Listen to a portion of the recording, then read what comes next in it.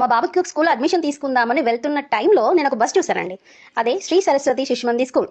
అయితే ఆ బస్ మీద ఒక క్యాప్షన్ ఉంది. అదేంటంటే విలువలతో కూడిన విద్య, అంటే వాల్యూ బేస్డ్ ఎడ్యుకేషన్. సో అదేంటో చూద్దామని చెప్పి ఆ స్కూల్కి వెళ్ళాను.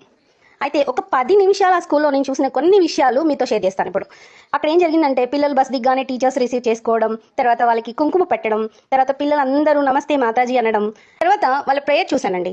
ఆ ప్రేయర్లో జనరల్గా ఏదో మనము వందే మాత్రం జనగణ పాడుకుంటామని అనుకుంటాం, కానీ అలా జరగలేదు. చక్కగా దీపం వెలిగించి సంస్కృత శ్లోకాలు పాడారు, ధ్యానం చేశారు. ఆ సంస్కృతి సాంప్రదాయం చాలా బాగా నచ్చింది నాకు. ఆ తర్వాత బర్త్డే సెలబ్రేషన్ చేశారండి. జనరల్గా బర్త్డే అంటే ఏం చేస్తాం, మనం ఒక క్యాండిల్ వెలిగిస్తాం, ఊదేస్తాం, తర్వాత కేక్ కట్ చేస్తాం. కానీ అక్కడ అలా జరగలేదు. చక్కగా దీపం వెలిగించి అక్కడ పిల్లలు, టీచర్స్ అందరూ ఒక సంస్కృతంలో బ్లెస్సింగ్స్ ఇచ్చారండి. ఆ బ్లెస్సింగ్స్ చూడడానికి పాడడానికి ఎంత బాగుందంటే నేను కూడా ఒక 2 లైన్స్ వినిపిస్తాం మీకు.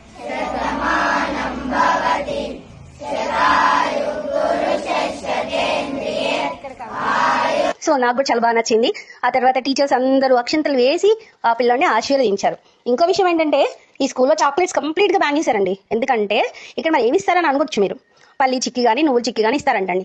అంటే పిల్లల హెల్త్ గురించి జనరల్గా పేరెంట్స్ తప్ప ఇంకెవరు ఆలోచించరు, కానీ ఇక్కడ టీచర్స్ పిల్లల హెల్త్ గురించి కూడా ఎంత కేర్ తీసుకుంటున్నారు చూడండి. ఇంకా గొప్ప విషయం ఏంటంటే ఇక్కడ పిల్లలందరికీ ఆల్రౌండ్ డెవలప్మెంట్ జరుగుతుందంటండి. సో ఇంకా చెప్పాలంటే చాలా ఉన్నాయి. సో దీంట్లో కొన్ని విషయాలు మాత్రం మీతో షేర్ చేస్తున్నాను, కావాలంటే మీరు ఒకసారి విజిట్ చేయండి. సో ఇలాంటి స్కూల్లో మన పిల్లలు కనుక చదివితే పిల్లల ఫ్యూచర్ సూపర్గా ఉంటుందని నాకు అనిపించింది. నేను అడ్మిషన్ తీసుకోవడానికి రెడీ అయిపోయాను. సో మీరు కూడా ఒకసారి విజిట్ చేసి ఈ స్కూల్ గురించి ఆలోచిస్తారని అనుకుంటున్నాను.